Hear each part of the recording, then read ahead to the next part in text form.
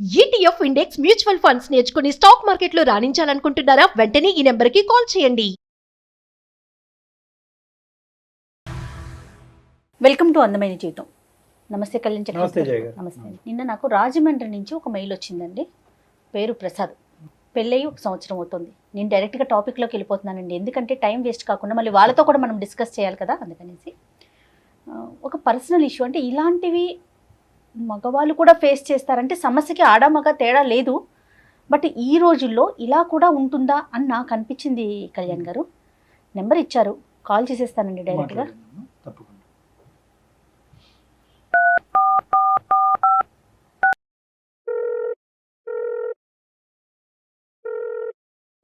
Hello, Prasad గారండి?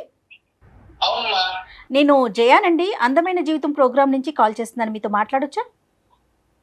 మాట్లాడచ్చమ్మా, మాట్లాడండి. Right. నాతో పాటు డాక్టర్ కళ్యాణ్ చక్రవర్తి గారు కూడా ఉన్నారు. అమ్మా, మీరు నాకు మెయిల్ పెట్టారు, దాన్ని ఒక బ్రీఫ్గా డాక్టర్ గారితో మాట్లాడండి. లేదమ్మా, మా అక్క కూతుర్నే నేను పెళ్లి చేసుకున్నాను. మా పెళ్లి అయితే చాలా గ్రాండ్ ఇయర్, అంటే చాలా గ్రాండ్ ఇయర్ గా జరిగింది. మా అక్కల అమ్మాయి ఎదురు ఇల్లే, మా కరెక్ట్ గా మా ఇంటి డోర్ తీస్తే వాళ్ళ ఇల్లు డోర్ తీస్తే మా ఇల్లు. ఓకే. ఇలా నేను అమ్మాయి కదా అని చెప్పి కట్నం కూడా తీసుకోలేదు. ఏం కట్నం తీసుకుంటాం, అక్కల పాపం చేసుకుంటున్నాం, కుటుంబంలో చేసుకుంటున్నాం. కుటుంబం గురించి మాత్రమే ఆలోచన అండి నాది ఎప్పుడు కూడా. మా కుటుంబం అంటే మా నాన్నగారు కూడా లేరండి, చనిపోయారు. మనం ఒక స్థాయిలో ఉండాలి, మనం నలుగురికి కొంచెం దీనిగా ఉండాలి, ఎవరిని మనం తల ఉంచి తెచ్చుకోకూడదు. ఇలా అలా అనుకొని నేను కుటుంబం అంతా బాగుంటుంది కదా అని చెప్పేసి పెళ్లి చేసుకోవడం జరిగింది. ప్రపోజల్ ఎట్లా వచ్చిందండి? అంటే అక్క కూతుర్ని చేసుకోమని అక్క వాళ్ళ వైపు నుంచా, లేకుంటే మీ అమ్మగారి వైపు నుంచా, ఎట్లా? అక్క వాళ్ళ వైపు నుంచే వచ్చిందండి. ఓకే. అక్క వాళ్ళ వైపు నుంచే వచ్చింది. అక్క వాళ్ళందరూ కుటుంబం అంతా పెద్దలంతా కూర్చున్నారు, మాట్లాడుకున్నారు. చేసిన తర్వాత నాకు చెప్పారండి. ఓకే. కుటుంబం గురించే మీరు పెళ్లి చేసుకుంటున్నారు, కానీ ఆ అమ్మాయి మీద మీ అభిప్రాయం? అమ్మాయి మీద అభిప్రాయం మంచి అభిప్రాయం, మంచి ఒపీనియన్ ఉంది. మంచి ఒపీనియన్ ఉంది. Very good, very good. మంచి ఒపీనియన్ ఉంది. తనకండి ప్రసాద్ గారు, తనతో మాట్లాడారా పెళ్లికి ముందు? నేను మాట్లాడాను. నీకు ఇష్టం ఉందా లేదా అని కూడా అడిగానండి. ఓకే. అమ్మ వాళ్ళు అక్క వాళ్ళు ఏదో చెప్తున్నారని అలాగా నువ్వు ఒప్పుకోవాల్సిన అవసరం లేదు. నీకు ఇష్టం ఉంటేనే మనం పెళ్లి చేసుకుందాము, లేకపోతే నేను చెప్తాను అమ్మ వాళ్ళకి, నేను అక్కలకి చెప్తాను, ఒప్పిస్తానని చెప్పానండి. రైట్. నెక్స్ట్ అండి? ఆ తర్వాత అంటే పెళ్లి జరిగిందండి, చాలా గ్రాండ్ గా పెళ్లి చేసుకున్నాం, అంతా బాగా జరిగిన తర్వాత హైదరాబాద్ వచ్చాం. ఇక్కడ హైదరాబాద్ లో యాజ్ యూజువల్ గా మా కాపురం అనేది చాలా చక్కగా గడిచింది. తను బీటెక్ పూర్తి చేసిందండి ఊర్లోనే. నేను ఇక్కడ వచ్చి తనకి మన ఒక దీంట్లో ఇన్స్టిట్యూట్ లో ట్రైనింగ్ ఇప్పించాను, జాయిన్ చేశాను. ట్రైనింగ్ కూడా అయిపోయింది. ఒక 5-6 నెలల పాటు ఇక్కడ చాలా బాగా కలిసి ఉన్నాము. నాతో పాటు మా అమ్మగారు కూడా ఉండేవారు. ఎంత నాన్న మీ ఇద్దరి మధ్యన ఏజ్ గ్యాప్ ఎంత ఉంది నాన్న? ఒక 6 years ఉంటుంది సార్. 6 years. Okay, okay. చిన్న చిన్న కంపెనీలో ఇంటర్వ్యూస్ వస్తే నాకు యాక్చువల్ గా చిన్న చిన్న కంపెనీలు పంపించడం ఇష్టం లేదు. పూణేలో వచ్చిందండి జాబ్. పూణేలో జాబ్ వచ్చింది. సరే ఏం చేస్తాం, మనకి ఇంకా తప్పదు. అంటే మంచి కంపెనీ కోరుకున్నాం కదా, మంచి కంపెనీ కోరుకున్నప్పుడు ఇలాంటివి సహజంగా జరుగుతుంటాయి అని చెప్పి మేము కూడా అనుకొని అక్కడ ఒక 2 days తనతో పాటు ఉండి, తనకి ఇంకా మంచి చెడ్డలు ఏం కావాలి, తనకి ఆఫీస్ కి వెళ్ళడానికి ప్రాబ్లమ్స్ ఉన్నాయి, ఏంటా అసలు తను వెళ్ళగలుగుతా అని అన్ని చూసి సెట్ చేసుకుని నేను మళ్ళీ హైదరాబాద్ వచ్చానమ్మా. ఓకే అండి. ఈ అమ్మాయి ఇంకా 10 రోజుల తర్వాత ఏంటి 10 రోజులైంది ఇంకా ఫోన్ కనీసం చేయట్లేదంటే, నువ్వు చేయాలా నేను చేయాలా అని అడిగింది. అదేంటి అలాగ అడిగావు, ఎవరు చేయాలి, నువ్వు చేయాలి నేను చేయాలి, అది ఎలాగా ఏం చేస్తున్నావు అనేసి అంటే, కాదు నువ్వు కదా చేయాలి అన్నా. సరే అని నేను దానికి సర్ది చెప్పుకొని మళ్ళీ నేను ఫోన్ చేయడం చేస్తుంది. కొద్ది రోజులు పోయినాక నా ఫోన్ అటెంప్ట్ చేయడం మానేసింది. నా ఫోన్ ఎందుకు అటెంప్ట్ చేయట్లేదు? సరే తను ఏదో బిజీగా ఉందేమో, ప్రాజెక్ట్ బిజీలో ఉందేమో, తనకు వర్క్ స్ట్రెస్ ఎక్కువ అవుతుందేమో అని సరే చేస్తుందిలే అని ఇంట్లో నా అమ్మను తన అక్కలతో మాట్లాడుతాను, ఫోన్ చేస్తుందని అడగటం ఇవన్నీ జరిగినాయి. అయితే నేను 1-2 సార్లు అయినాయి ఫోన్ చేయట్లేదు అనేసి అంటే, తర్వాత నేను అక్క వాళ్ళకి చెప్పాను, ఇలాగ నా ఫోన్ ఎత్తట్లేదు. లేదురా తను ఏదో బిజీగా ఉంటుంది, నా ఫోన్ మాకు ఫోన్ చేస్తుంది కదా, మాట్లాడుతుంది కదా అని చెప్పేవారు. సరే అనుకున్న తర్వాత ఇలాగ మళ్ళీ ఫోన్ రీచ్ అవ్వట్లేదు. ఎప్పటికి రీచ్ అవ్వకపోయేసరికి నేను తన ఫ్రెండ్ ఫోన్ నుంచి నాకు ఒకసారి ఫోన్ చేసింది అనమాట. అక్కడ జనరల్ గా తన ఫోన్ కి సిగ్నల్స్ ఉండవు ఒక్కోసారి అక్కడ. ఉండకపోతే వేరే వాళ్ళ ఫోన్ పక్క ఫోన్ నుంచి చేయడం కానీ ఇలా చేయడంలో ఈ నెంబర్ కూడా పెట్టుకోండి అని చెప్పారు. నేను ఆ నెంబర్ కి ఫోన్ చేశాను. ఎందుకు ఎన్ని రోజులైనా ఫోన్ కలవట్లేదు ఏంటా ఖచ్చితంగా ఆ అమ్మాయి నాకు చెప్పడం ఏంటంటే, లేదు అంకుల్ తను హాస్టల్ మారిపోయింది. అంతవరకు నాకు తెలియకపోవడం, ఒక భర్త కావాలనివ్వండి, ఒక మగాడి కావాలనివ్వండి, తన హాస్టల్ మారిపోయిన విషయం నాకు తెలియాల్సిన అవసరం ఉందా లేదా? బేసిక్ కమ్యూనికేషన్ అది బేసిక్ కమ్యూనికేషన్. ఇంకా అతను మాట్లాడటం అక్కడ నుంచి కొంచెం మాట్లాడటం కూడా అంత కరెక్ట్ గా లేదు. నాకు ప్రాపర్ గా తన నుంచి ఏ ఇన్ఫర్మేషన్ లేదు, ఏం ఒక రెస్పాన్సిబిలిటీగా బిహేవ్ చేయట్లేదు తను. సరే ఏదో సర్దుకుపోతాం అనేసి నేను కొంచెం ఇదిగానే ఉన్నాను. మీ ఇంట్లో మనం సడన్ గా ఒక రోజు ఒక మెసేజ్ వచ్చింది నాకు, ఏంటంటే నువ్వు అంటే నాకు ఇష్టం లేదు, నేను నీతోని ఉండలేను. ఏంటి కారణం ఏంటి ఏది అంత అనేసి అడిగితే సరే ఇంకా నా ఫోన్ కి రెస్పాన్స్ లేదు. పూణే వెళ్ళిన ఎన్ని రోజులకి నాన్న ఈ మెసేజ్ వచ్చింది మీకు? ఒక 1 year కి అవుతుంది. 1 year అదే ఒక 1 year పైన అవుతుందండి. 1 year పైన. ఈ 1 year పైన టైంలో ఎన్నిసార్లు ఆవిడ పూణేకి రావటం కానీ, మీరు పూణే వెళ్ళటం, హైదరాబాద్ రావటం కానీ? మీరు పూణే 2 times వెళ్ళాను సార్. నేను హైదరాబాద్ నుంచి పూణే 2 times వెళ్ళాను. తను పూణే నుంచి మా ఇంటికి ఒక 2 times వచ్చింది. అప్పుడు ఎలా ఉంది? మీరిద్దరు ఫేస్ టు ఫేస్ ఉన్నప్పుడు రెస్పాన్స్ ఎలా ఉంది? బాగానే ఉంది సార్. అప్పుడు ఏమి ఇంటికడ కూడా వచ్చినప్పుడు కూడా అలాంటి ఇదేం లేదు సార్. మీకు ఎటువంటి అనుమానం కానీ ఏది రాలే? ఏం రాలేదు సార్ నాకు.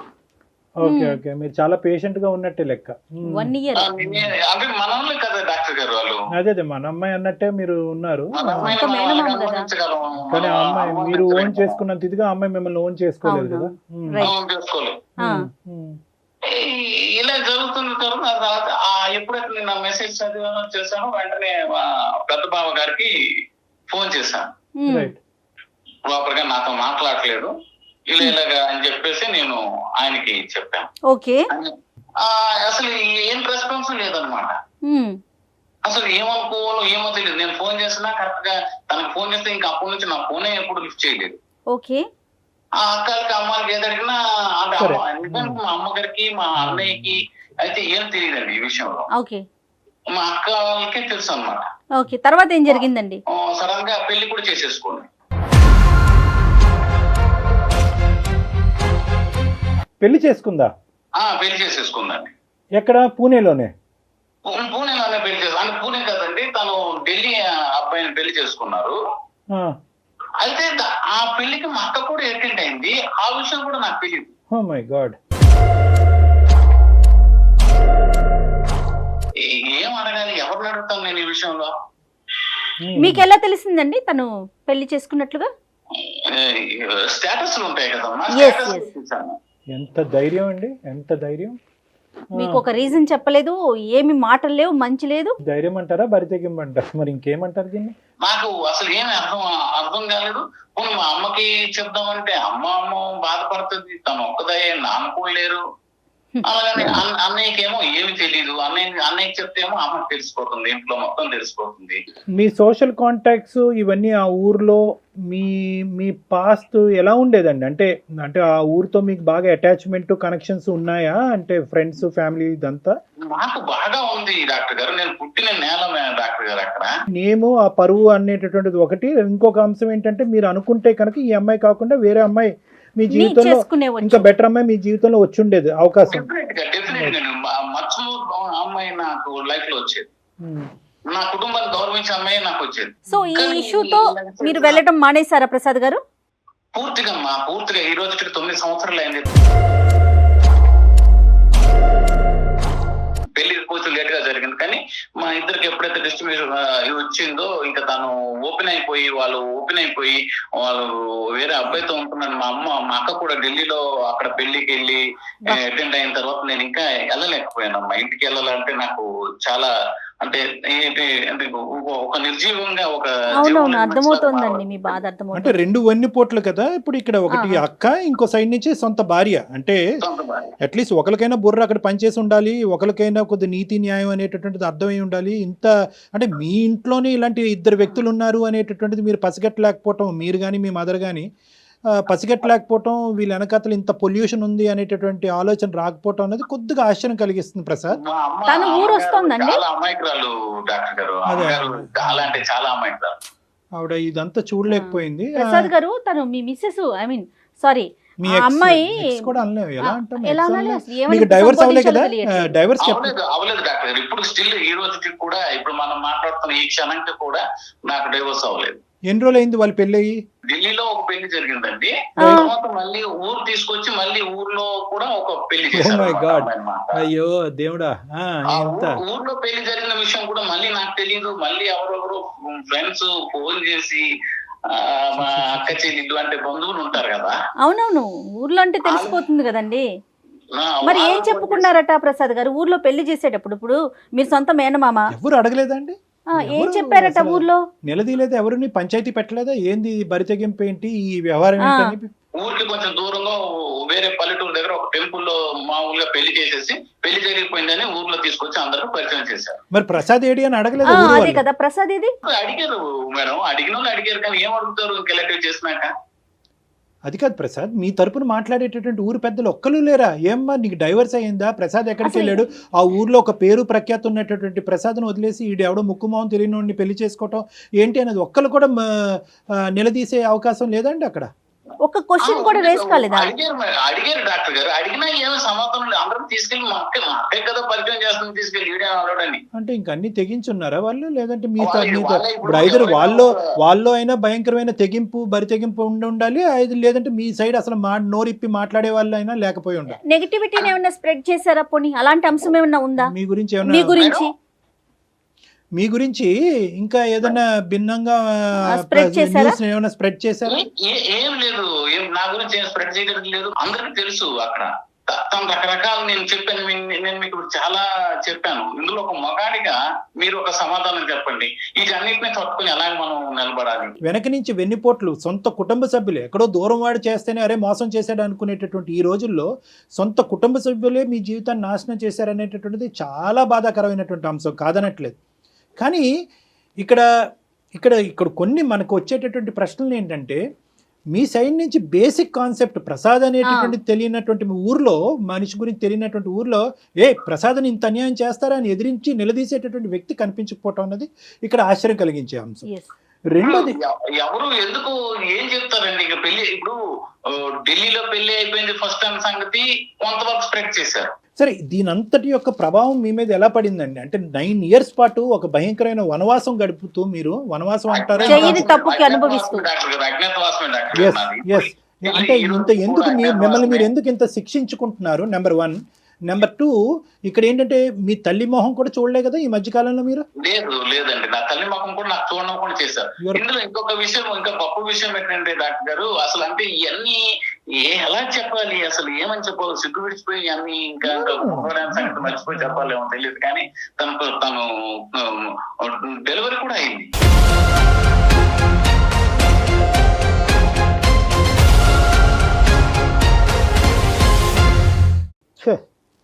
రీసెంట్ గా డెలివరీ అవుతూ తను ఇంట్లో ఉంది, వచ్చింది, నాకు తెలీదు.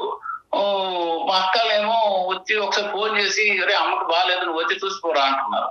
కుటుంబంతో పని లేదు, బంధువులతో పని లేదు, సమాజంతో పని లేదు, ఆఖరికి చట్టంతో కూడా పని లేకుండా, అంటే ఎటువంటి ముందుకు వెళ్ళకుండా. కాదు డాక్టర్ గారు, ఇదే పని నేను చేస్తే, నేనే ఇంకొక మ్యారేజ్ ఇంకొకటి చేస్తుంటే ఈ సమాజం కానీ ఈ ల్యాండ్ ఆర్డర్స్ కానీ 10 కేసుల్లో ఇప్పటికి జైల్లో ఉండేవారు మీరు. అంటే 10 కేసుల్లో మరి ఎందుకు అంత వివక్షత చూపిస్తున్నారండి ఆడకి మొగకి?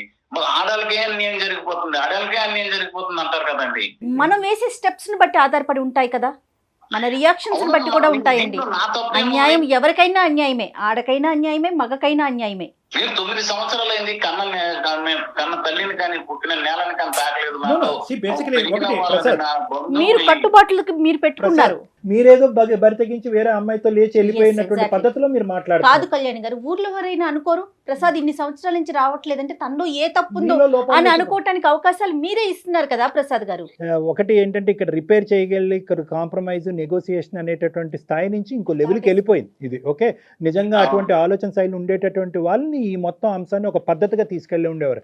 ఇక్కడ పద్ధతి లేదు, మర్యాద లేదు, ప్రేమ లేదు, ఆప్యాయత లేదు, సమాజం విలువల మీద గౌరవం లేనటువంటి వ్యక్తుల మధ్యన అనవసరంగా మీరు అంటే ఇలాంటి వ్యక్తుల్ని ఎంతో కొద్దో గొప్ప అసెస్ చేయాలి. అంటే పాస్ట్ గురించి నేను మాట్లాడుతున్నానని పుణ్యమే కారం జల్లుతున్నట్టుగా మీరు ఫీల్ అవ్వద్దు. ఎంతో కొంత మన ఇంట్లో ఉండేటటువంటి, మన కుటుంబం, మన ఊర్లో ఉండేటటువంటి వ్యక్తుల్ని అసెస్ చేయలేకపోవటం అనేటటువంటిది ఇక్కడ ఏ ప్రధానమైనటువంటి అంశం.